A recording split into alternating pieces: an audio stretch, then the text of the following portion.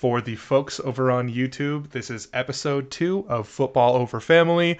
We are talking Carson Wentz to Indy, because Carson Wentz to Indy, and previewing the AFC East for 2021. We should have planned for the NFC East, but we didn't predict the future. So, and we'll also touch on Pro Day, scouting, NFL Combine, the salary cap report that came out today, multiple salary cap reports that came out today. We'll just make this a all-encompassing, big-time episode. Yeah, and we'll be doing more divisions throughout the coming weeks. We'll probably do an episode that we do like 3 divisions in one. But for this one, because there's so much news, and we also need to talk about some things for the draft, we decided to only do one division. So the AFC East was up just because we selected it at random. So yeah, you want to lead us off here? Yeah. So I mean, the first thing to think about, I just wanted to touch on is we also have an Instagram channel. We just started it up. We're going to put some clips from each episode there on that Instagram channel. They will be fun discussions, highlights, whatever we think might be fun to go on IG. Also, that is at Football Over Family. Lucky to get the handle. Was pretty happy to get the handle. Surprised that wasn't out there already. Yeah. So that was pretty good. I saw you already posted a couple of times outside of the clips, but I saw you also you sent something out that was like somebody had Lamar Jackson over like Tom Brady as the most influential quarterbacks of the last like 5 years or whatever, and you're like, yeah. It was James Jones from NFL Network, former Packers, Raiders, wideout. He put out his current Mount Rushmore of quarterbacks, and Lamar was on there. It was Mahomes, Lamar, Aaron Rodgers, and Russell Wilson. And I was just like, this dude put Lamar over Brady. He put Lamar over Matt Stafford, Lamar over Kyler Murray over maybe not seen as the biggest but thing, I'm just saying still. Tannehill. They're just relatively similar. Yeah. Like let alone Brady. Like, how are you just gonna... Brady is the obvious one right there. Like, what the hell? And I just was like, okay, let's think about that. But yeah, I saw that. That was interesting. At least, I mean, I'm the classic IG scroller who just clicks on the stories and goes, oh yeah, cool. Also, Josh Allen wasn't on. Oh, Josh Allen, yeah, that's another great one. I'm like, what? You put Lamar over Josh Allen? Because I mean, Lamar didn't have 40 touchdowns like my boy Tannehill did, and we had a 2,000-yard rusher. Shout out the King. So I'm just saying, I don't even know why anyone would pick Lamar over just win a Super Bowl and set sail, man. Go have a boat parade. Hey, that shirt. Who got you that shirt? That was you a long time ago. Yeah, I did. So I already predicted foresight. That's so Raven, not Lamar. Okay. All right, so let's jump into this. NFL Combine is set to kick off here soon, and that means Combine, not like the traditional Indianapolis Combine, which actually I've attended back in the day when I lived in Indianapolis, and I'm really interested to see how teams go about the process this year. I know it was kind of going that way, getting closer to that way last year because our real first lockdown happened in March, April-ish, but teams are already getting a little wary and doing a lot of video stuff. It's hard to recruit players over video and get a sense for what they're like. You could end up drafting a guy like Isaiah Wilson, who you don't really know the truth about a guy and their character on and off the field, how they handle themselves, their work ethic, these type of things. So I think the Combine is going to be, you're not going to see the 40-yard dash. You're going to see cell phone videos of the 40-yard dash. You're going to see home workouts. For those that don't know, Isaiah Wilson was the first round draft pick of the Tennessee Titans last year, who played basically 0 snaps. And John Robinson, the GM, said that he's not the same player that they drafted. When he walked into the locker room for the first time, they had no idea who that person was. So it's just, for people that aren't Titans fans. Well, the real issue was that he got a DUI. He crashed a car, got on the COVID list twice, was over here partying on boats, missing practice, stuff like that. So we suspended him, and basically he's just away from the team. And now that's the real issue that he needs to get it back on track. Yeah. But I'm saying, and fast forward to this year, that's the real issue every GM faces. Because obviously you don't know how a guy's going to react once he get that $10 million first round signing bonus. Essentially, 9.1, whatever. We almost see it every single year where a character issues is a problem with players. I think back to Larry Tunsil. I mean, right now this year we have people talking about Zach Wilson, the quarterback that's apparently his uncle is the CEO of JetBlue, and he's from a huge rich family with football ties, and he thinks he's the cream of the crop and the biggest thing that's ever existed. But can he play though? I mean, yeah.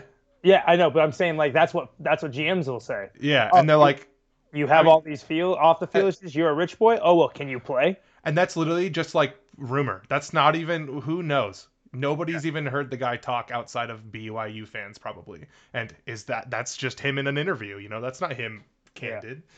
Yeah, and so I think that's going to be something interesting. I wanted to bring up, this also means there is going to be extensive homework done. By that, I mean scouting departments doing hella Zoom calls with people, hella Skype interviews. And so you're going to see reports, so-and-so was interviewed by these 9 teams. I guarantee you how it's going to work is their agents and their agencies, their management teams are going to set up, here's a 2-hour, 15-minute window for all 32 teams. You go ahead and he's sitting here. Jump in. This is your time slot. If you're there, you get to talk to him.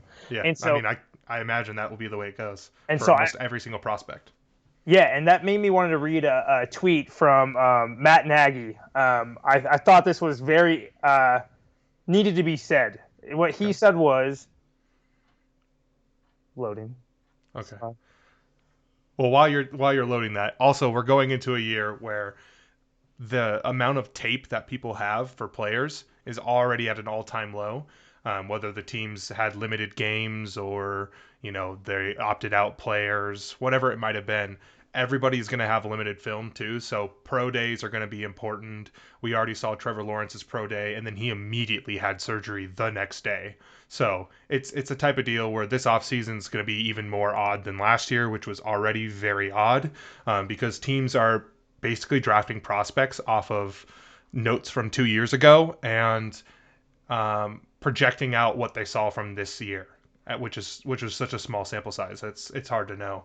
And then you also just have to talk to him over a computer. So, yeah, and not to mention the fact that some guys just straight up just opted out of the year. Yeah, no idea what they did. You have a couple first-round picks, guys projected in the first round that didn't even play in 2020, but yet they're going top 10. Yeah, like Greg Rousseau or whatever, the edge rusher from Jamar Chase from LSU.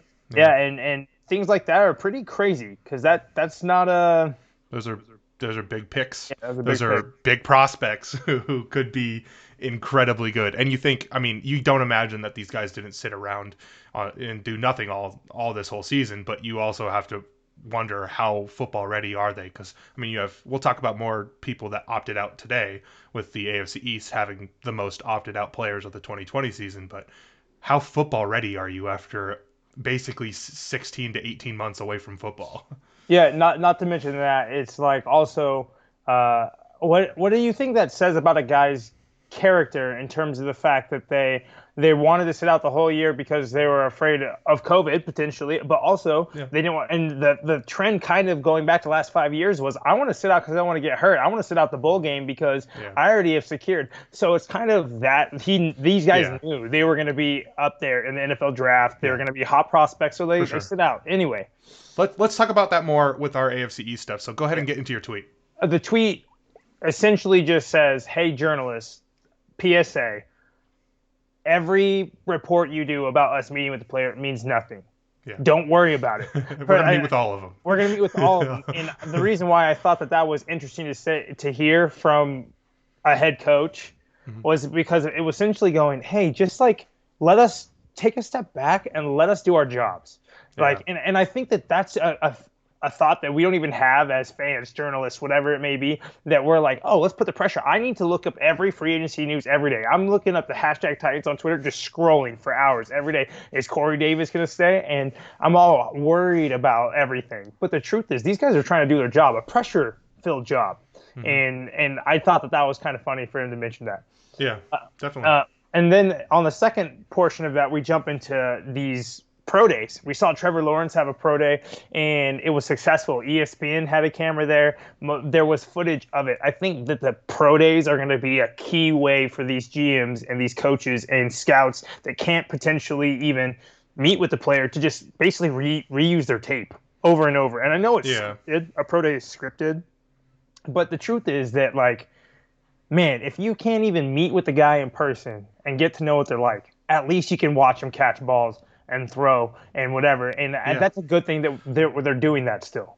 Well, there was still, like, I think they said there was 13 teams in attendance live at the pro day. Most of them stayed out on the sidelines, couple in the stands, and you had, of course, the Jags right on the field, up close and personal, because, I mean, the relationship's different there. But this is a generational first-round pick, or first overall pick. And the head coach that has the first overall pick is his former head coach, so it's very different.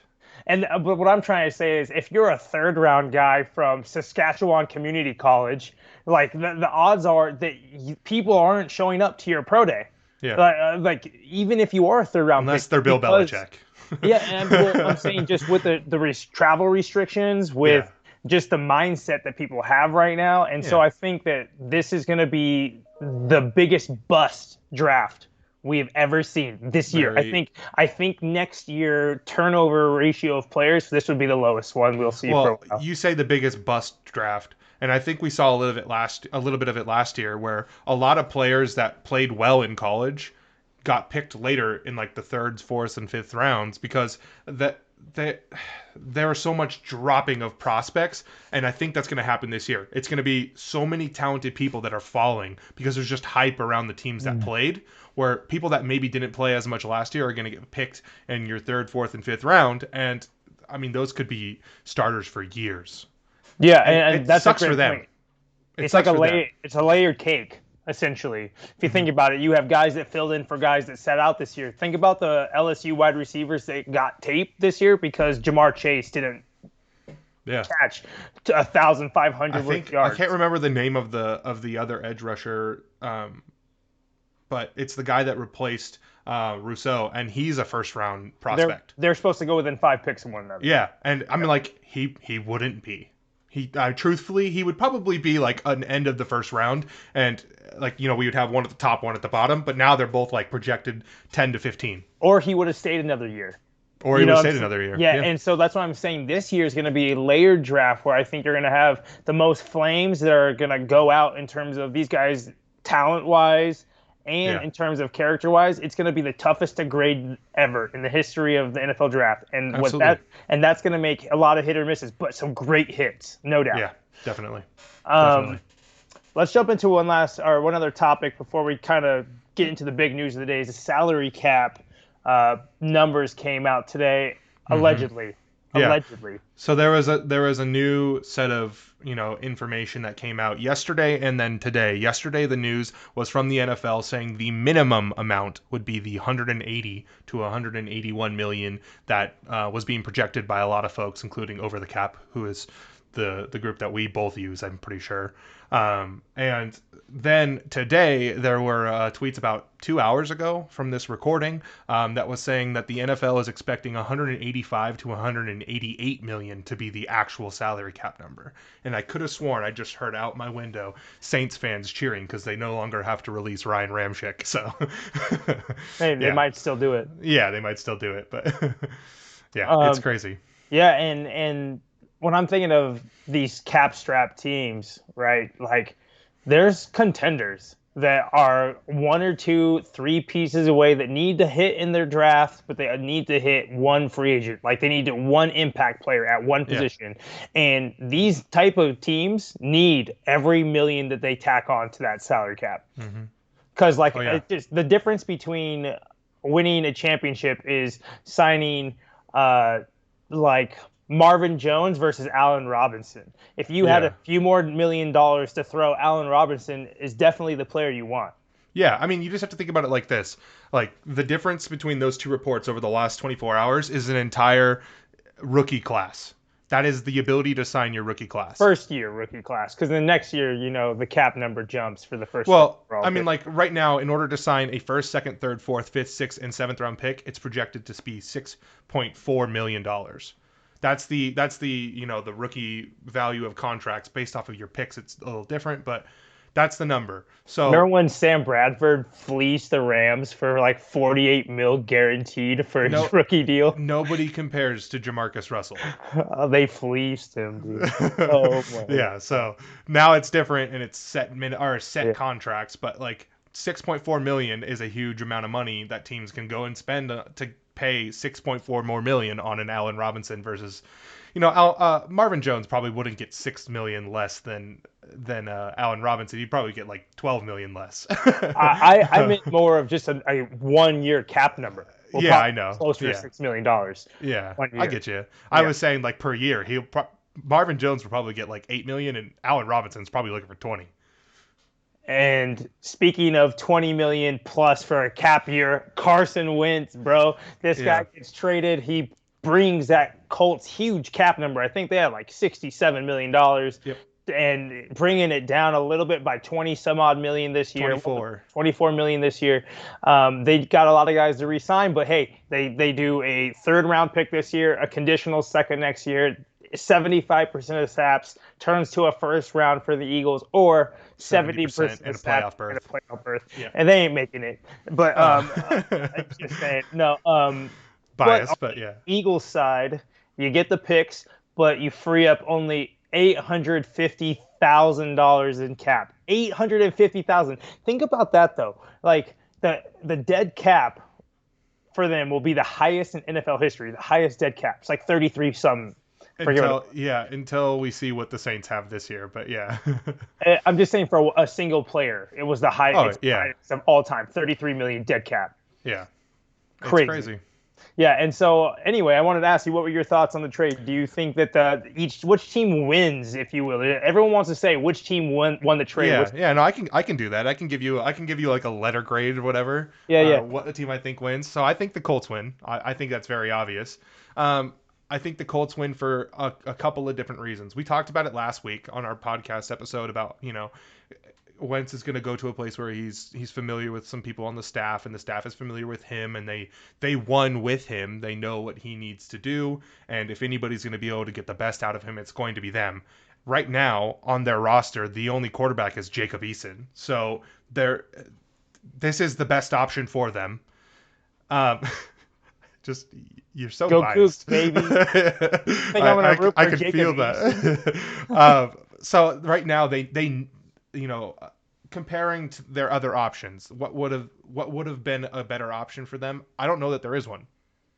I think everybody kind of predicted that Carson Wentz might end up as a Colt this season. It seemed very likely because Phillip Rivers retires, Jacoby Brissett's a free agent. They already tried Brissett and it didn't work out. He was fine. He's a game manager who has a good deep ball, but doesn't make any big plays beyond that, and seems like he doesn't tend to want to make big throws. He just kind of wants to dink and dunk and then throw a deep ball every once in a while.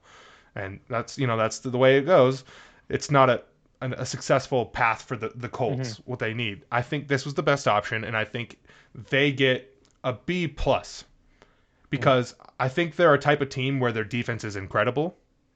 I think they're a type of team where their offense has a lot of really good skill position players that are young. Michael Pittman and Jonathan Taylor being the two biggest ones in my opinion. And then they also have one of the best offensive lines in all of football. Even with Anthony Costanzo retiring this year, I think that they are one of those teams that might find a really good replacement through trade, like an Orlando Brown Jr. as a left tackle, or even like, whoever the Saints end up releasing. There are options out there for them. Riley Reef, maybe even. Or even like Trent Williams, if he doesn't re-sign with the 49ers. There's a lot out there. They certainly have the cap to do it.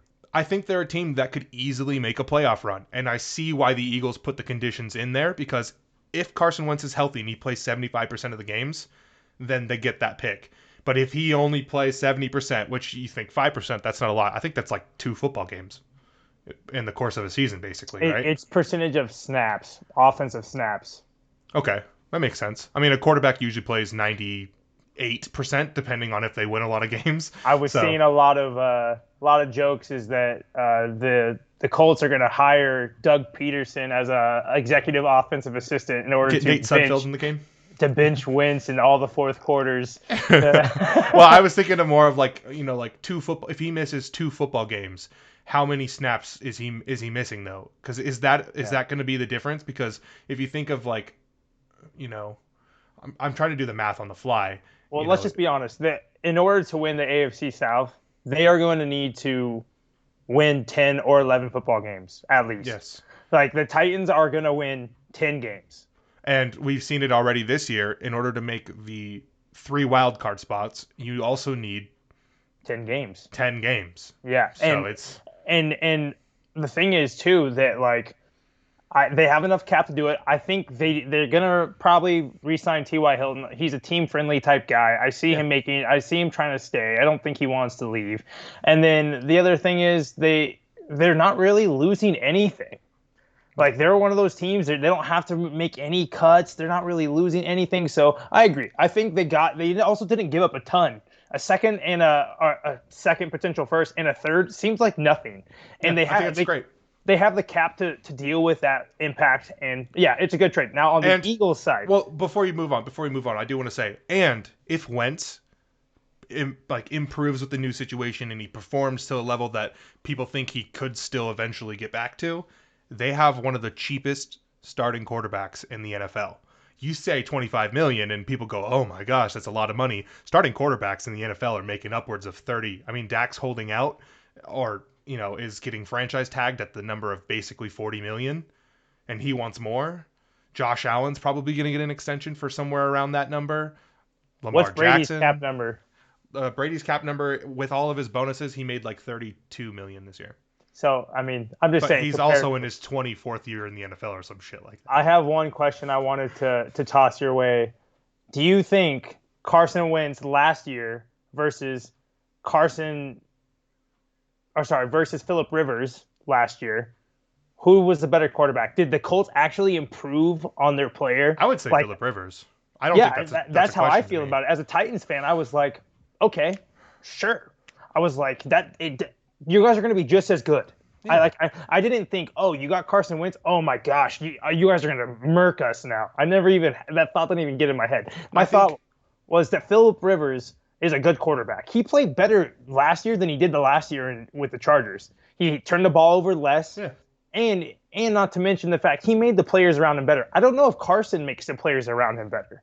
And so I'm interested to see if that works out for them in terms of, does he take a step forward and back towards 2016 wins, or does he take a step back even worse than he was with the Eagles? I'm just curious. Yeah, I think just one little final bit. I think that Phillip Rivers last year was better than Carson Wentz last year, but I think Carson Wentz has the potential to be better than Phillip Rivers has been for the past 3 or 4 years.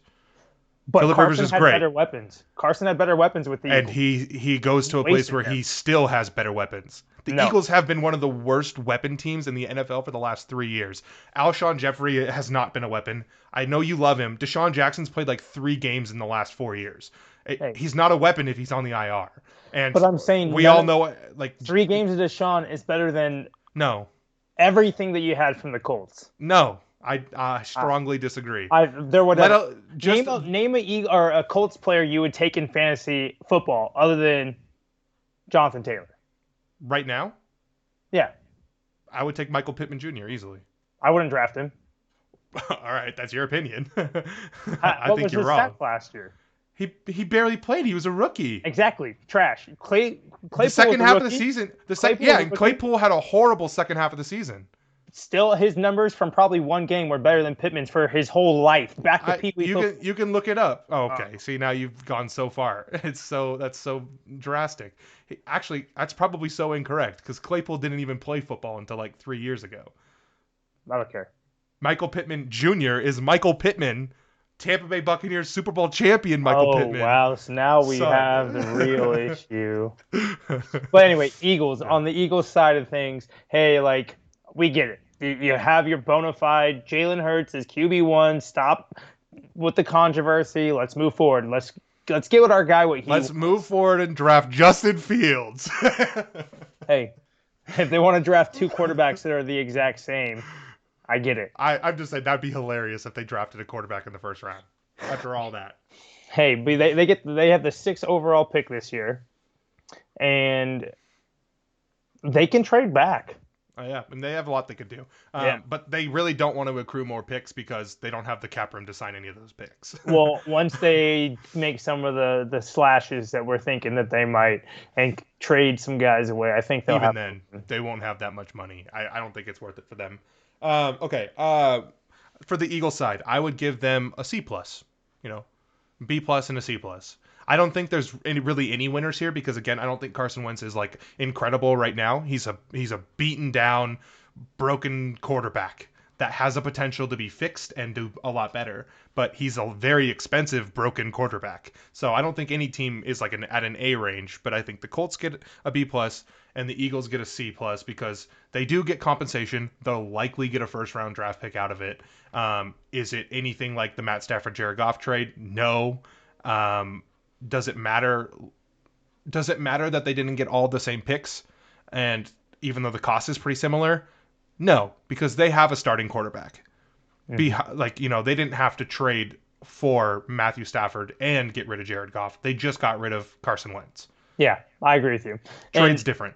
I agree. Trade's very different. And I think the most interesting thing from a perspective of a Colts fan, the thing you have to worry about, right, is let's say he comes in, he plays 75% of the snaps, and he's awful. Mm-hmm. Let's just say he's awful. You lose your first-round pick. You lost your cap season. Your Super Bowl window gets a little bit smaller because the Colts just killed it in the draft the past 3 years. They've drafted great on both sides of the ball. Then you got to start paying these guys. Then these guys are going to start leaving. Their Super Bowl window truly is the same as the Titans, basically. 2 or 3 years. Yeah. And the Titans window is while they have Tannehill and Derrick Henry. That's it. So while they're playing at this peak level we've seen the last 2 years out of them. Fair, yeah. And so I think that they're knowing they're in an arms race with us to even get a divisional title. And so I think that that's what the process of the trade was like. All right, it's worth the risk because if we lose out, let's just say he sucks and we give up our first round pick and we don't have him because next year they can cut him 0 dead cap. Next year is that I thought next year was the player out. No, he has $15 million next year guaranteed. Okay. He has 15 this year and 15 next year. His base salary is fully guaranteed this year, and he has 15 of his base salary guaranteed next year. It's like 15 and a half. So, hey, even then, 15 million dead cap if he's horrible and they want to move on. I'm sorry, I thought it was 0. My bad. No, but anyway, yeah, that's their Super Bowl window, and they know it. They're fine. They're like, whatever. We rep Carson for 2 years, no matter what. Let's say we don't go to the Super Bowl. All right, he sucks. We get a good pick 2 years from now in the first round. Mm-hmm. They lose the first round next year potentially, but they can rebuild 3 years away. They're 3 years. Could you just imagine, though, for the Eagles fans out there, could you just imagine Carson Wentz is horrible. The Colts are one of the worst teams in the NFL, but he plays 75% of his snaps. Yeah, that's what I'm saying. You get a top first round draft pick. Yeah, I know you do, but I'm just saying like that would turn this trade into a mockery. Whole reverse. I would say it goes from B+ and C+ to opposite. It flip flops. B+D. I mean, I still think that getting a starting quarterback, even if he plays awful, he's still better than starting Jacob Eason or, I would have traded for Sam Darnold over Carson. Oh, yeah, absolutely. I would have too. Way more potential. Way more potential, but the biggest issue with Sam Darnold is decision-making and time. I thought he would be able to have better decision-making handing the ball off to that stable of backs, having a good defense to support him, as well as the best offensive line potentially in football. Mm-hmm. And he might make better decisions with that. Yeah. And so I thought... I just don't know if he's available. Compensation. No, I think he is available. I think he is the problem. The Colts don't have a first-round pick because the Niners trade last year for Buckner. Yeah. And they don't have what the Jets were necessarily looking for. I think. I guarantee you that's what it is. Yeah, it's totally fair. Yeah. But anyway, we need to move on with some other things here. We're gonna really dive heavy into the AFC East now. We're gonna recap really quickly, very briefly, how the season went for each of these teams. I'm gonna start with the Jets because we were just touching on them. I mean, for most of the season, they had nothing going for them in terms of wins, and then right at the end, they start playing teams pretty competitively, and they end up losing out on Trevor Lawrence. But as an NFL player, man, you'd not own 16. You don't walk away with the 0-16. That's got to feel good because they were looking like they were going to do it. Yeah, it's wow. It is a crazy ride to be a Jets fan. I can't imagine what it's like to want your team to lose so bad, to have a head coach whose only job is to lose, and your defensive coordinator gets fired because he purposefully loses a game for you, and then you go and you win 2 games to end your season. And you're just like, we just lost Trevor Lawrence, but we won. Did I win? I don't know if I felt like I won. I felt like if you're a Jets fan, you watch them win and you go, that's just a Jets move. Way to just screw it all up by winning. And but then the other side of the whole Jets equation is it knocks down this whole dominoes effect of how the entire offseason goes. Because let's just say you have that, like, okay, clearly, boys, hey, we're 0-14. Let's just make sure we lose, right? Well, they went 0-13, won 2 games, and then lost. Yeah. Yeah, and so 0-13, whatever. I'm just saying, like, as a coaching staff, you're like, hey, all we have to do, we're all getting fired probably anyway, right? Well, do we want to go out? Yeah, I know, but they're like, do we want to go out as losers? No, they didn't. So they played and they won 2 games. Well, that's the thing is NFL players want to win no matter what. Yeah, well, also there's tons of incentives on the line. Oh, I need 2 more sacks to win 500 or to get 500 grand. Yeah. And I'm sure guys were like, man, I'm pretty close to my benchmarks. I got to hit these. And so I guarantee that happened. Then we have the Patriots, a team that moves on from Tom Brady, or rather Brady moves on from the Patriots. Yeah. And Belichick versus Brady, who was it? The whole debate. I think we know who it was now. Obviously, the Patriots had some guys actually sit out, that like Hightower, most in the NFL. Most in the NFL. Yeah, and that was kind of interesting. People forget about that. They had some guys sit out, but then Cam wasn't the answer. He was an attempt. It was a good move. It was an excellent cap move. Who knew how good or bad he was going to be coming off the injury? And it made sense. The season didn't go well. Their draft picks didn't necessarily play out well, but they were competitive in a lot of games. 7-9 isn't horrible, but it was just good enough to put them out of the race for any top quarterbacks in this year's draft. Because I don't think anybody envisions Trey Lance making it to them, and I don't think anybody also thinks Mac Jones is a good pick I think they picked 15. Yeah, they're going to need to trade up to get him anyway. There's no way he makes it to 15. You think Mac Jones goes? You think 5 quarterbacks go before 15? Yeah. Okay. I think teams know they have to take these risks. I understand that. I just think there's too many really great prospects this year that are going to drive those slightly questionable quarterbacks a little further down. I agree that Trey Lance is on a rise right now, where he could easily be a top 6 pick. But I don't think that means that 4 quarterbacks go top 6. I think that means 4 quarterbacks go top 10. Do you have the NFL draft order handy? I don't. Okay. I have a fair amount of it in my head. But we don't need a mock draft right now. We don't need a mock draft right now. I'm not. But I'm just thinking to myself, just look at the Dolphins. Let's think of Josh Rosen. Okay, it's just the San elevator. Francisco 49ers starting quarterback Josh Rosen. Understood. Yeah, the elevator ride he went on, and how the Dolphins recovered from that. Yeah, I get you.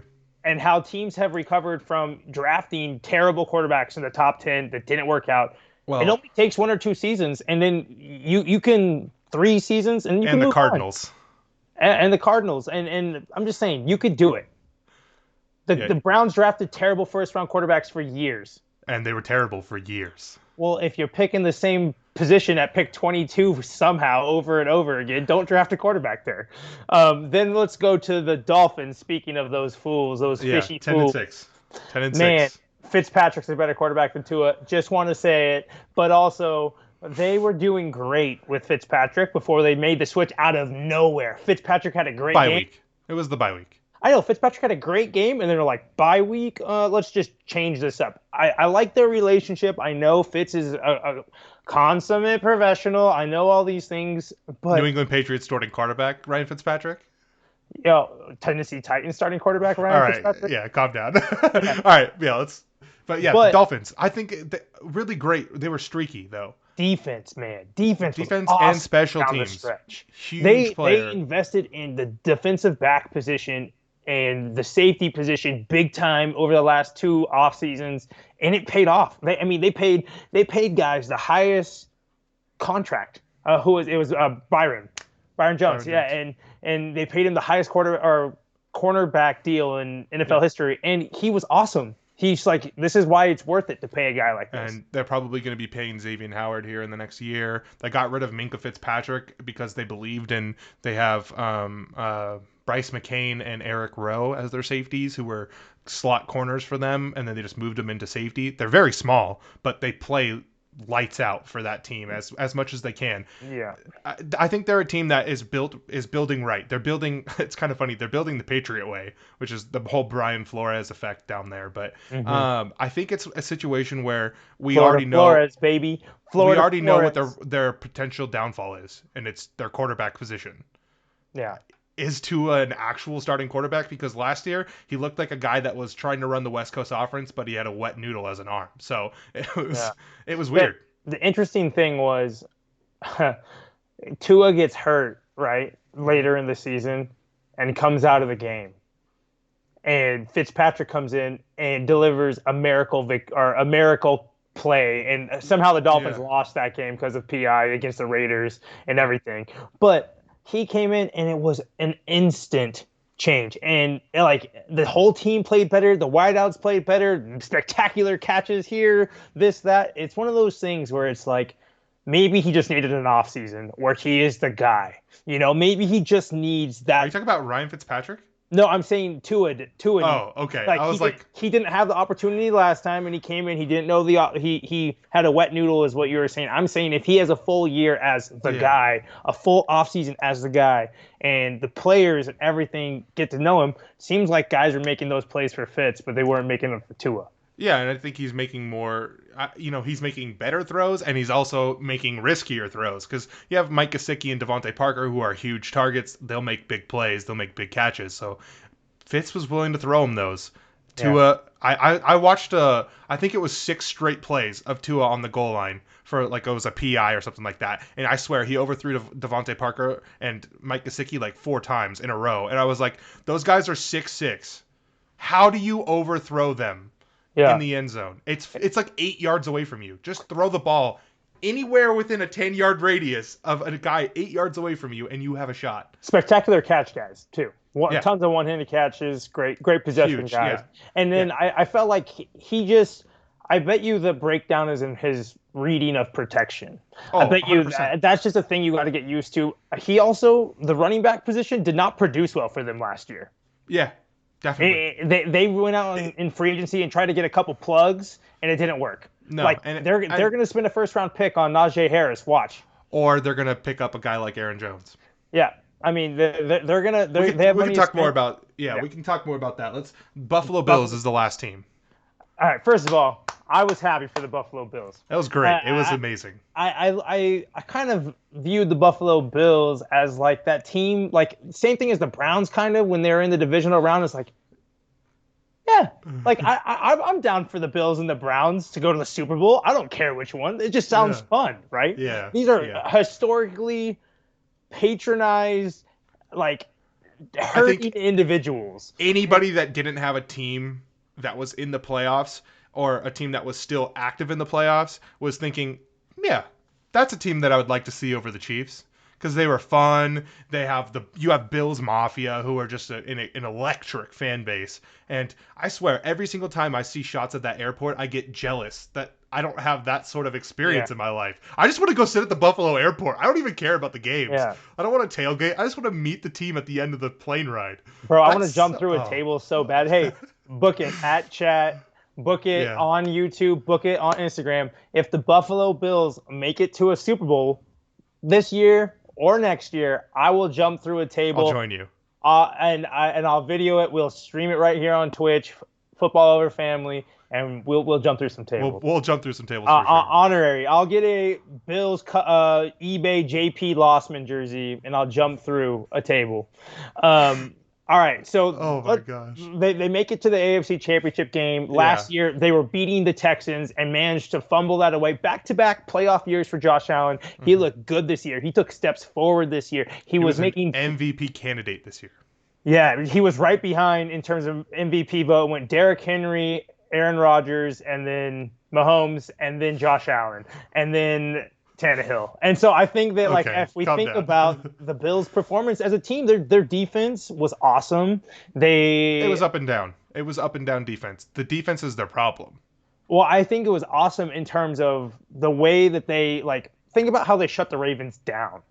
I know Lamar got hurt. No, before that, he was getting murked. Before that, I think that what they showed was an ability to really play strong. Play consistent. They let Josh Allen do a lot of the work. Bend but don't break all the time. Yeah. They had confidence in their team. The Bills went out and traded for Stephon Diggs. Biggest offseason victory, in my opinion, for any team in terms of trade. They traded for a 1,500-yard receiver. Diggs might have. I think Diggs was the best NFL wide receiver last year. Really? You think he did the best? I think he was the best last year. I don't hate it. I'm just saying. I mean, think about who might have outperformed him. Tyreek Hill, maybe, but Tyreek Hill didn't have the same amount of stats as him. So how could you say that? Yeah, I definitely thought that he was phenomenal. So then we have this year. We're moving into this crazy salary cap year. This who knows draft potential type year. Yeah, and one more quick note I wanted to go over really quick was just the division stats for the teams. The Bills absolutely dominated 6-0 in the division, and then you had the Dolphins and the Patriots trading games and going 3-3 by beating the Jets both times, and then you had the Jets with 0-6 in the division. So within this division, it's been Patriots centric. The Patriots have dominated every year. You had a couple of years of Dolphin domination by Ricky Williams and random years that they would just pull out wins over the Patriots every year. But for the most part, this has been a division that has been run by the Patriots, and there is a new team in charge, and it's the Buffalo Bills. And I foresee them for a long time. Yeah. I foresee them being able to run this division like the Patriots did, as far as like clean sweeps or only losing one game. And I mean, division contests are what get you to the playoffs. This division is going to be run by the Buffalo Bills, and the Dolphins and the Patriots need to catch up. So couldn't agree more. I just wanted to recap the division totals there. And I'm ready for that. I'm excited for that. The Bills are a fun team to root for. The way Josh Allen is a leader, I like it. Yeah. The way he handles his teammates, he seems like the guy that his teammates will start fights for. Yeah. And that's my quarterback. Do you think that the Bills can beat the Chiefs next year if, run it back type of deal, if they make it to the same place, AFC Championship, Bills, Chiefs? Well, they'll meet when they're the 2 and 3 seed playing in the AFC playoffs, but I seriously think they will. I think the Bills could break through. I'm not willing to stake my reputation on it, but I would say they don't lose by more than a possession if they face the Chiefs. At least they're closer. It's not a blowout this time. No way it's a blowout. Okay. All right. Yeah. And I think they'll be the 1 seed. Okay. I mean, I would agree. I would say it's a toss-up between them and the Chiefs. They're definitely the 2 best teams in the AFC, in my opinion. I know you view it differently just because you're a Titans fan. I'm semi-joking. I think the Titans are going to be good, but there's a clear tier 1 in the AFC, and that's the Chiefs. Tier 1 is the Chiefs and Bills. 100%. That's the tier. And then there's 4 teams below that, and we'll see if any of them can contend. I'm sure one Cinderella will put on a shoe. But yeah. All right. So we're going to start off with the Buffalo Bills. We're just going to do alphabetical here, and that's the easiest way to go. So the cap room that they're working with right now, according to Over the Cap with the 180.5 million, I guess, they are sitting at 300,000 over the cap, meaning that they are slightly above what they need to be. Obviously, that number isn't as important because they can borrow money from future years and move cap around and restructure contracts and cut veterans and, make moves to make more cap appear. So that number, that's actually a decent place for a team to be. They're in the top. They're not in the bottom 10 as far as cap space. They do, however, have one very important impending free agent, in my opinion, and that's linebacker Matt Milano. And then a couple of other key guys. They have a lot of linemen that are going to be hitting free agency. John Feliciano. They have Darrell Williams. And then I think, I don't know how to say his name, but Ty Nseke or whatever his name is. He's their swing tackle. They also have Josh Norman, who's going to be hitting free agency. I don't expect them to bring him back. We already know who he is. Yeah, and I think of if they bring Josh Norman back, they would look to bring Richard Sherman back over Josh Norman. If they're, you know what I mean, like, or bring Richard Sherman in instead of Josh Norman, like, or Patrick Peterson, or another veteran that has a little more in the tank. Yeah, exactly. Xavier Rhodes. I get different size, body size too. I think they want to get a bigger guy, and yeah. Yeah, okay. And then they also have Isaiah McKenzie, who we saw make a lot of plays for them, both in, I think he made a couple of special teams plays. He had one game where he had 3 touchdowns earlier in the season. But they also did draft a couple of wide receivers, and they have a couple other young guys, and John Brown, who we never even saw last year. So who knows if they want to re-sign him. And then they also have Trent Murphy, who used to be their starting edge rusher and sack leader for many years, and is likely to fade away into Bill's memories. So and speaking of John Brown and pass rushers, Jerry Hughes is a guy that is a potential cap cut here. Same with Mario Addison. Yeah, you're looking at $8.2 million for Addison, $7.3 million for Hughes. John Brown's $8.1 million. Mitch Morse, another lineman that they acquired in free agency, he's $4.8, and Vernon Butler at $6.85. Those are big. Yeah, like cap savings, easy cap savings. But I don't know that they move on from Mitch Morse. I don't think they move on from him. I see the Bills, when you have success like they did last year, it's a lot easier to say, hey, can we work on your cap number a little bit? Can we renegotiate some of this money and put a bonus here and do a post June 1st here? Can we change some stuff for you? And guys are more willing to say yes. When you're coming from a team that was a horrible year, like, let's just say, I don't know, Allen Robinson, and let's just say that he wasn't going to get tagged, and the Bears were like, hey, will you take less money and stay with us? No. No, you don't stay with the losing team. Yeah. Yeah, and you don't negotiate with the losing team. That's my bigger point. Yeah. And so I think that the Bills will be able to get some of their guys back that would be casualties that other teams won't be able to get back, that will have to end up being 100%. Casualties. Yeah. And I think they do bring back a couple of their guys, a couple of their linemen. I would expect them to bring back at least 2 of the linemen I mentioned. They need a right tackle. And Darrell Williams was a big free agency acquisition for them last year, and I expect them to try and bring him back. He'll just be more expensive. They'll also draft O-line this year. There's no question. I think they'll draft O-line. They'll probably look to draft cornerback as well as bring in a vet. And then they could use some vet presence at tight end. They have Lee Smith, but I don't think that's a big deal. I think they probably need a third tight end who's maybe a little bit younger and can do both pass and block. And then they need edge. Yeah. As far as like pass rush goes, they have some interior defensive linemen to build off. They have some sort of a core there. They have these vets that they could look to restructure or whatever it is, and then go for a rookie. But I think for them, if they're going to make any sort of big splash in free agency, it's going to be at a vet cornerback, an edge rusher, or just re-signing Matt Milano. I think that could be their big free agency thing, is just keep who we have. Yeah, because, and then also start thinking about Josh Allen. He's going to be a guy they're going to have to pay biggest contract in NFL history maybe. Yeah, I mean, we have to expect that Lamar is going to get a contract in the next year. Josh Allen will get a contract this year. I think it'll happen this offseason at some point. And then, you have a slew of other young quarterbacks who can expect contracts soon, as well as the vets who are going to be upping theirs. It happens every year. Somebody breaks the record, and I think Josh Allen will break it this year. Is he going to be the only one to break it? I don't know. Yeah. It's between him and Lamar for this year, I think. And so the Dolphins, on the flip side of things, they have some big free agents, including Ryan Fitzpatrick, who I think they would be absolutely lucky to bring back. If I'm Fitzpatrick, I'm like, what's the 10th team I can go start for? Because I can still start for a team. I think the Colts should have signed Fitzpatrick over trading for Carson Wentz. I think that would have been cheaper, and they would have kept stuff and got a better player. But would they have gotten a better player? I don't know. I think that's an up and down one right there. Because again, I would say Wentz has way more potential and could be a future starting quarterback for many years, whereas Ryan Fitzpatrick has 10 good games in him a year at his ceiling and 6 good games in him a year at his floor. So I don't know that it's a better move. But the Dolphins have 26 million in cap, which again, this is a number that could be going up by about 8 million, and also there's the ability to move some money around for future years, restructure veterans. This team is so young. The oldest player under contract is 27 years old. Yeah, and it's because of all those trades they've been doing and how much they've been losing over the last 5 years. They cleaned house, and it's finally looking, if they can get quarterback done, it'll look good for them. And they've been drafting 13 players a year for the last 3 years. Yeah.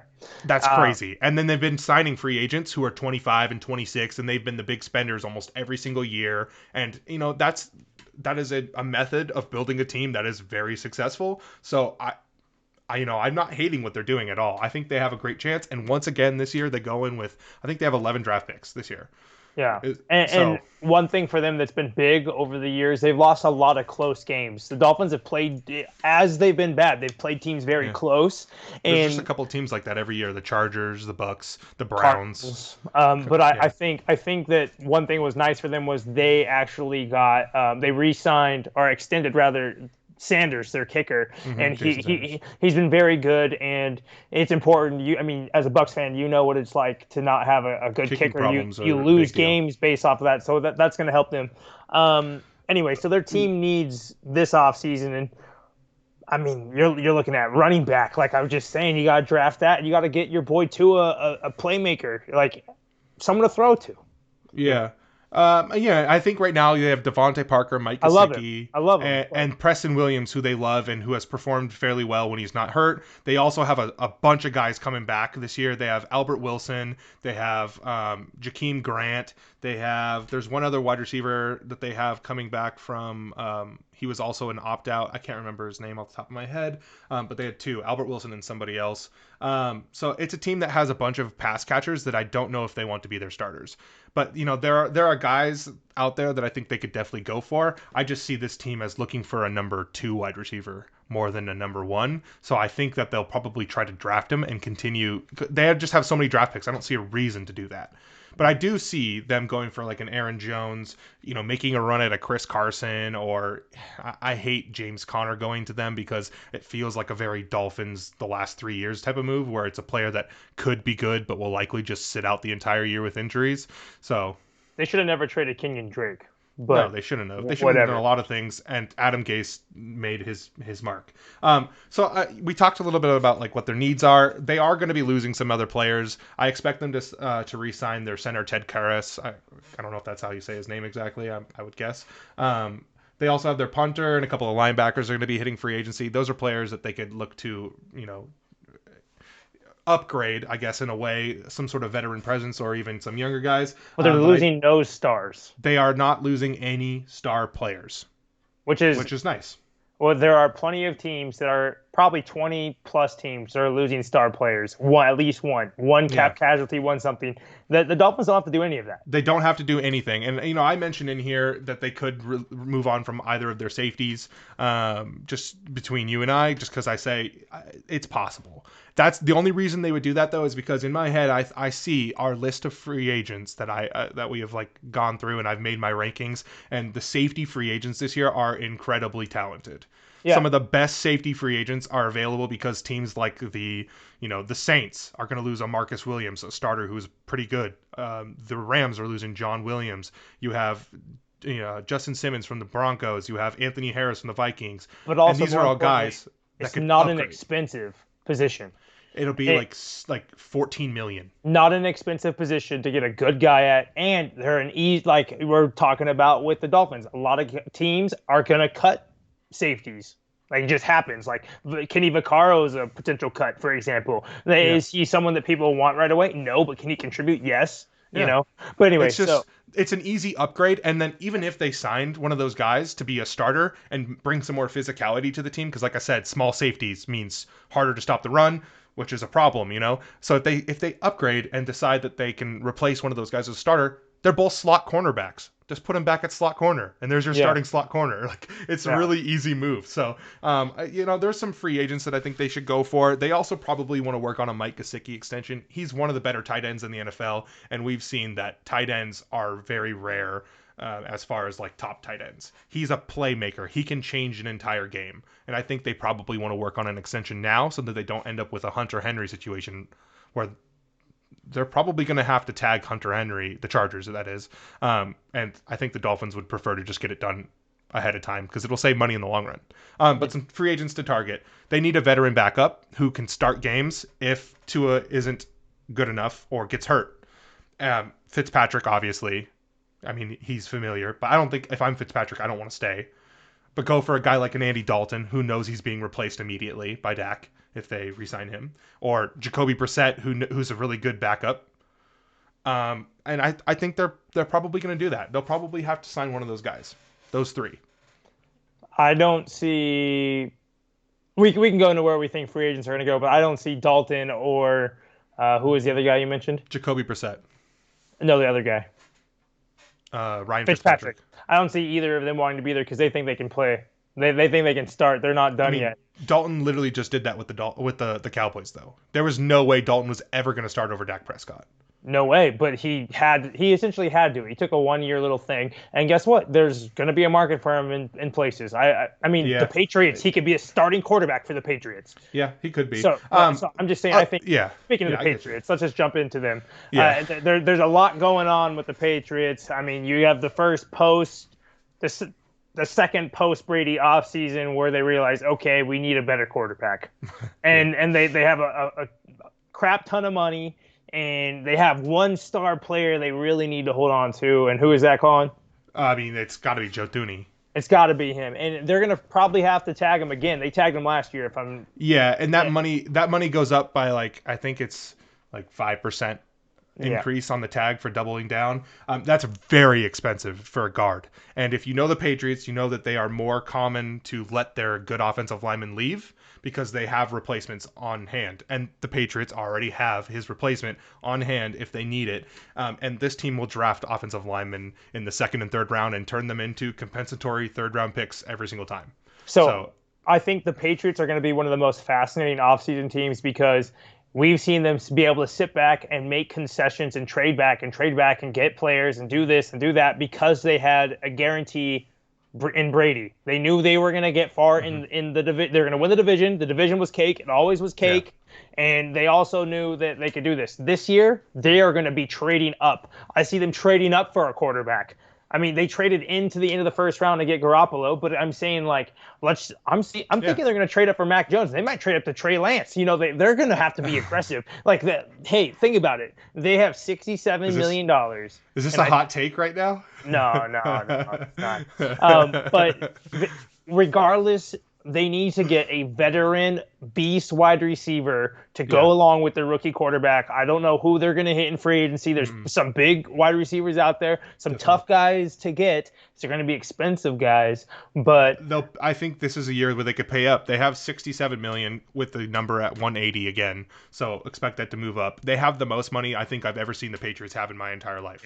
Yeah, and they don't have to really cut anyone. I mean, if they want, if a guy like Julian Edelman walks in and says, "Hey, I don't want to be here anymore. I want to go play with Tom. Will you cut me?" They'll save $3.4 million. So it's up to that's their best cap. Whether they're going to cut Marcus Cannon, they don't really have to. They don't have to cut anybody really, and if they do, it's just because the team is just I don't see a point in wasting our time with you anymore. And that's a Patriots thing to do, but I mean, there's no reason to do it. There's a lot of speculation around, is Gilmore going to get traded because he has this cap number that they could easily move on from, and it's not a big deal to them, and he's one of the best defensive players, and they can get a bunch of a bunch of picks out of it. I don't see a reason for them to do anything like that. People don't trade. Not to mention, people rarely trade a lot for a 30-plus-year-old corner. But still one of the best in the league. No doubt, but I'm saying with a cap number like that, you're not going to get a first-round pick for him, which is what they asked for last year mid-season. They were like, give us a first-round pick for this huge cap number in our old DB. And I'm like, people don't want to do that mid-season. Some of their other free agents, they also have Jason McCourty, who, I mean, he'll just sign because Devin's there, and that's fine. They have James White, who is one of the best gadget receiving backs in the last 10 years of the NFL.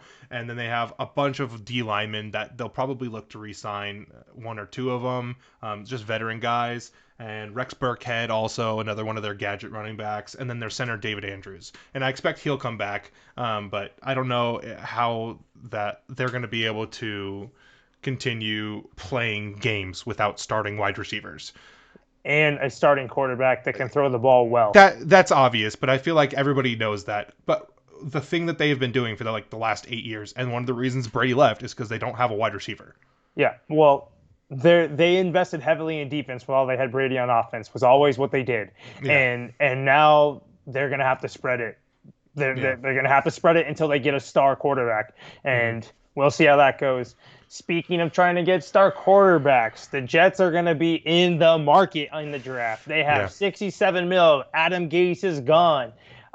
You can kind of cut whoever you want, really, at this point. Let's keep getting more money. Let's keep doing whatever we want. I mean, the world is their oyster right now. They have free agents, but no one that's like, oh, if we don't sign them back, we're screwed.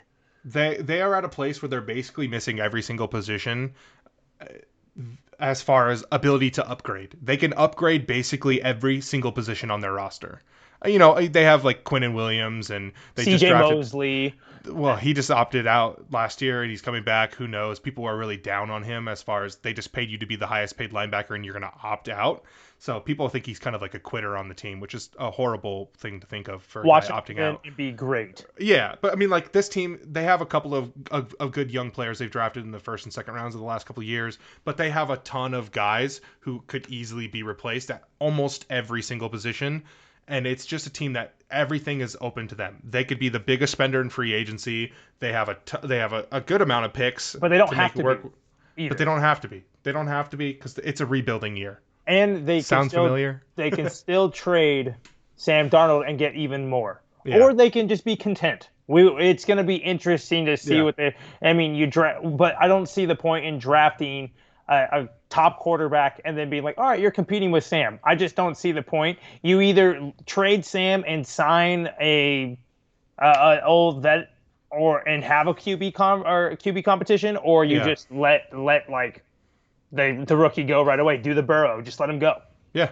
I think that's the best method. I agree that they have no reason to keep Darnold. I think it's already, we talked about it last week. I mean, I think it's done and dusted for him in New York. It's over. So let's talk about some other things outside of quarterback then for them. Obviously, they need a running back. Frank Gore and Kalen Ballage were great. Everybody had fun. Everybody laughed. It was great. But let's be honest. They need a starting running back. Le'Veon Bell leaving. It didn't work out. Whatever, Adam Gase, right? But Aaron Jones, James Conner, Chris Carson, Kenyon Drake is another guy that's a free agent. I expect them to sign some sort of vet. They have a bunch of people on their team that are going to be free agents that they'll probably re-sign because they have the money, and these aren't guys that other teams are going to really go for. They're on a losing team that hasn't performed. They have both their edge rushers in Jordan Jenkins and Terrell Basham. They have safety Marcus May, who is one of the other top safeties in the free agency pool this year. They also have their other starting safety, Bradley McDougald, who they traded for Jamal Adams. Unrestricted, but May is restricted. I don't think he's restricted at all. I think he's unrestricted. I was pretty sure he was restricted, but it's also going to be what type of team does Big Rob want to build? We haven't seen him kind of have the reins yet. We've seen what kind of defense he can build. I want to see what he can do in terms of an encompassing 3 phases of the football.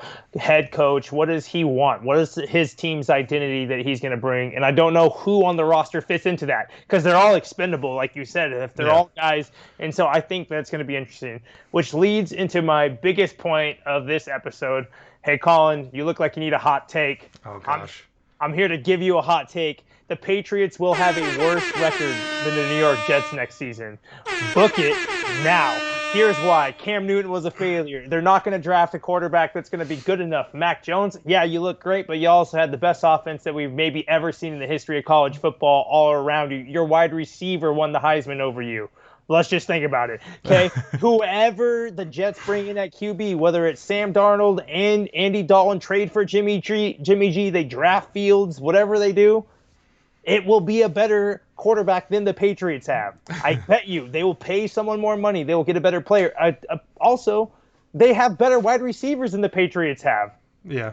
They do. And guess what? As a quarterback, I want to throw to better wide receivers. Okay, they have a ton of cap room. They're going to make a couple big splash signings. Adam Gase is gone.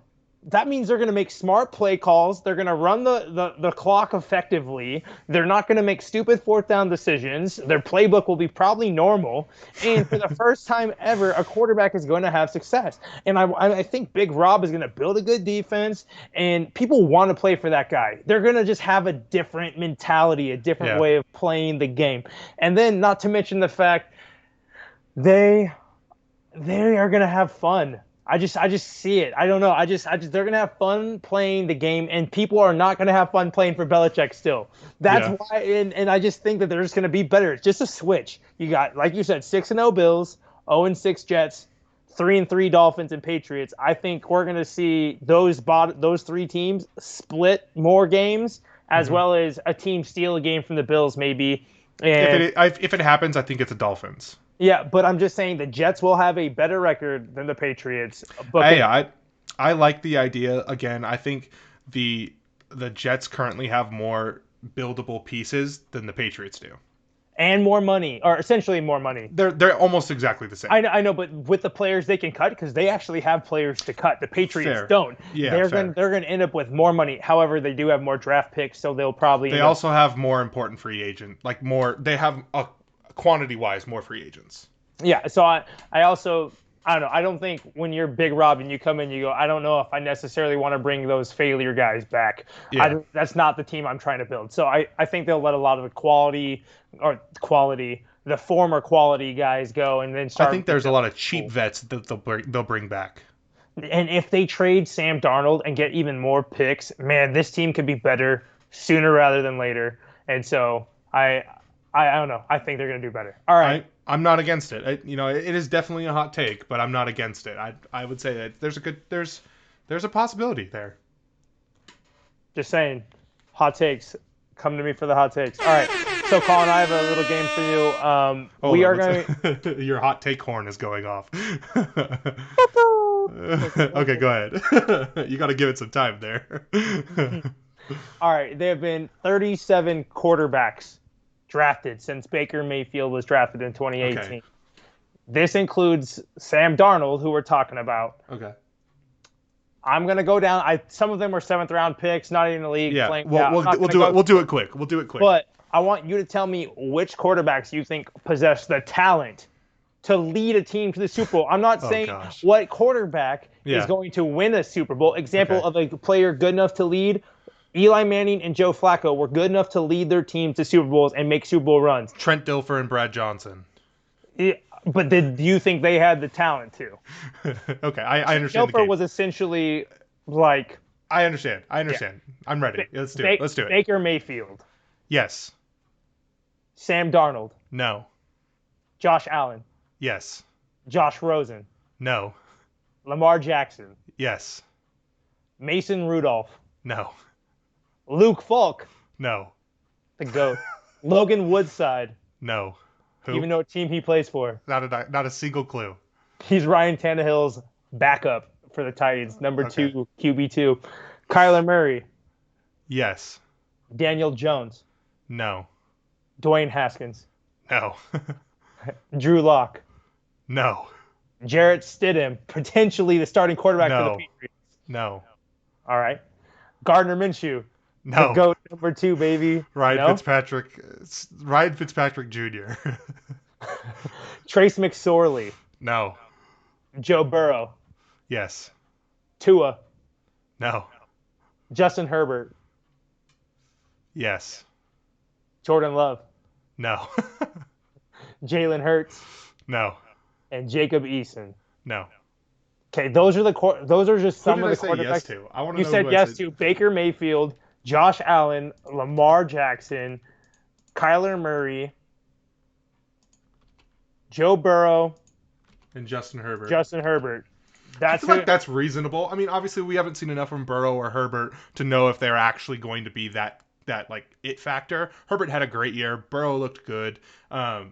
The jury's still out as far as Jordan Love and Tua Tagovailoa and Jalen Hurts will get his chance to prove whether he is. I don't believe in Daniel Jones. He has bad turnover issues. He can run the ball well. He can throw the ball okay sometimes, and then really great some other times, and then pretty horrible. But I just don't think the Giants as a whole are a team that I believe in enough. Kyler Murray, I don't know if he's going to be in the NFL very long, not because of his talent, simply because we saw it this year. He got smushed. He got smushed like a little kid playing a grown man's game, and I get scared that his body is going to break down. Imagine Calais Campbell tackling him. I just feel like he's going to get eaten by Snacks Harrison. He's a free agent, by the way. Yeah, I mean, he doesn't actually play in the NFL. Really All right, anymore. So then I'll ask you to do this. Rank these quarterbacks. Okay. Baker Mayfield, Josh Allen, Lamar Jackson, Kyler Murray, Joe Burrow, and Justin Herbert. I'm going to go Josh Allen number 1. I think that's an easy choice for me. Mm-hmm. Gosh. I feel like it should be Kyler Murray number 2. Because I know he can make all the throws that I don't know if Lamar can make. Those are my 2 and 3. They're game changers, though. It doesn't matter. They're game changers. We have yet to see Lamar Jackson with a true wide receiver 1, and I don't know what that would look like. So, his number 1 is his tight end, he's a great tight end too. I think Baker's 4, and again we go to guys like Joe Burrow and Justin Herbert, who we've seen 1 year from, and I can't make that decision. I would probably right now put Herbert over Burrow, simply because we saw Herbert absolutely destroy the NFL this season. He the end of the season died off really hard for him, but he played incredible for about 9 straight games. As a Bucs fan, he torched us for about 3 quarters. It helped that he inherited 2 awesome wideouts. Incredible team to be on. Eckler, definitely. Joe Burrow's receivers were great too, so you can't really argue that. But also Joe wasn't playing bad before the injury. He only played and half. he was, and again, that's why I said they're both quarterbacks I think could make a Super Bowl. So I'll tell you right now, my rankings are Josh Allen, then Baker Mayfield, then Kyler Murray, then Lamar Jackson, then Justin Herbert, and then Joe Burrow. The reason why I do that is simply because we flipped the runners with Baker. Yeah, and the reason why I do that is just that Lamar had his MVP season, which essentially he was just the best running back. I mean, that's your take, but he's a very efficient passer. But I'm saying that his MVP season, he was better. This year, not better. And he had more injury issues. Baker has injury issues too, but Baker has consistency issues too. But Baker lit it up this year compared to previous years. Not the whole season. I'm saying Baker was, compared to like his previous seasons, this was his best year. Lamar didn't have that. Lamar did a lot more for his team than I think you give him credit for. I think a lot of people that own Lamar Jackson in fantasy think Lamar Jackson is better than Lamar Jackson is, and that's just how I view it. When you see the guy, how many years have you had Lamar Jackson in fantasy? 2 in a row, but that's not what I'm getting at. So here's what I want to say. On any given day against any given team, he can make a play that wins the game. But I don't want him to have the ball if I'm needing someone in a 2-minute. So when the Steelers were on their winning streak this year, when the Steelers were the best team in the NFL, everybody was very positive. The worst 11-0 team in NFL history. Yes, by the end of the season, we saw the wheels completely fall off. But that defense was playing incredible. Lamar Jackson had a chance to beat them. I can't remember what week it was, but Lamar Jackson had a chance to beat them from about 40 yards out, right? And he had 3 plays to do it. He ran that touchdown in from it was like 35 yards or whatever, right? He ran that touchdown in, and there was a holding on the other side of the field, or some sort of offensive lineup issue, whatever the penalty was that brought that back. But everybody on the field played like there was no penalty that didn't actually matter, and he beat every single one of those players on that incredible defense.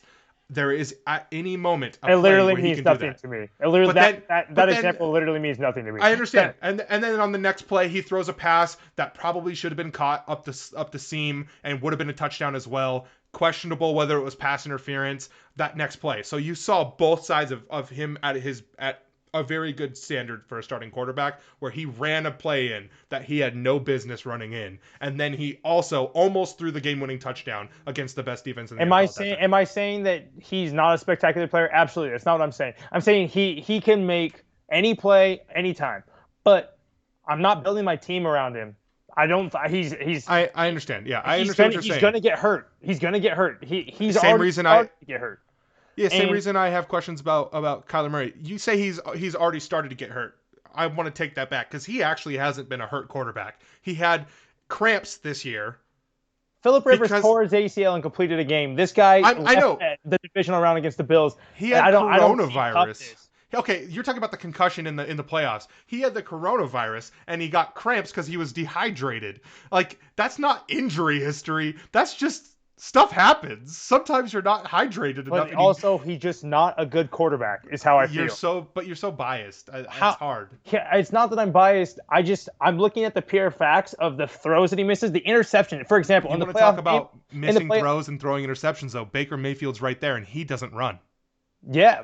Hey, listen, Baker makes some bad throws, but he makes more good throws than Lamar does. That's an opinion. I understand, and I'm not saying he doesn't, but Lamar Jackson's ability to impact a game is way beyond Baker Mayfield's ability. That's true. Hey, I'll give you that. I'm just saying he's not. Is he a top 16 passer? I wouldn't say so, but he's definitely a top 2 runner, and I would say he's probably the most dynamic runner, not named Derrick Henry and Christian McCaffrey and Dalvin Cook. Those are probably the 3 best runners, and he's probably number 4. Sure. He is still a starting level quarterback as far as passing goes. Jared Stidham, Cam Newton, or Lamar Jackson? Lamar Jackson. There, I already won the argument because he's a starting level quarterback and he's also one of the most dynamic runners in the NFL. Neither of those guys, you didn't win the argument because I think Drew Lock is Tua Tagovailoa or Lamar Jackson. Same level passer. Questionable, but I would say skill level. I would say no. I would say that's not true. I would say he's like same skill level as Lamar Jackson. Oh gosh, no. You're so wrong. Gardner's a better passer than Lamar. So wrong. Gardner Minshew can't throw the ball beyond 13 yards. Gardner Minshew, 20. We need to wrap it up. Obviously, you're biased against the Ravens and Lamar Jackson. That's totally fine. How am I biased? I'm not. Because you've said like 8 times on this Raven, that's a Raven, but the Ravens suck and I hate the Ravens. Like you said, that's a quote from this episode. I hate the Ravens, but Lamar isn't. I hate the Ravens because of how they've handled themselves over the last few years. Because it's mutual between you two, but that's fine. I don't understand. We need to wrap it up. We're at an hour and 15 minutes. Hey, that's what happens when you spend 40 minutes talking about the AFC East, and that's whatever. But I'm just saying, before you want to say mutual, the Titans meet at the 50-yard line of every game, away or home. They weren't stomping the logo. The Ravens came out and took issue to it after we'd been there 3 times in the last 4 years. That's their choice. This has been the second episode of Football Over Family. Gavin's talking about something that happened like 11 weeks ago and no longer matters.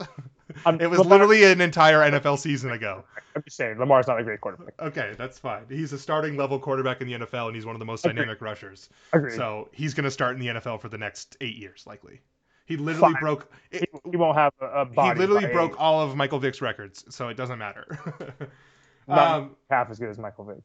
Okay, that's great. Thank you for tuning into this episode. This is what's going to happen. We disagree on things, and we'll be back next week and be just fine. Absolutely. And we'll be talking about the NFC East, and as well as probably the AFC and NFC West. We'll probably try to really focus on that. Those teams, their cap situations, their needs, as well. Same rundowns. Yeah, same rundowns. Let us know what you think of the episode. Please subscribe to us on Twitch and Football Over Family, on YouTube as well, and on Instagram. Pretty easy to find us. Everything's down in the bottom left corner here. We're also going to be sticking around for a few minutes to do some Q&A and talk afterwards. So if you want to join us live and comment about the episode and Raven rant with us and get into an argument, because I can already see in chat we have some comments that are agreeing with you and disagreeing with me. So I'm excited. Well, I wanted to say last off, shout out Collin for this awesome layout on the podcast. He put in a lot of work on building our layout. So I think let us know what you think about it. And we look forward to next week. Hey, yeah. Appreciate it. We'll catch you next week. It will also bring you all the news and notes and everything. Thank you for turning in. Adios.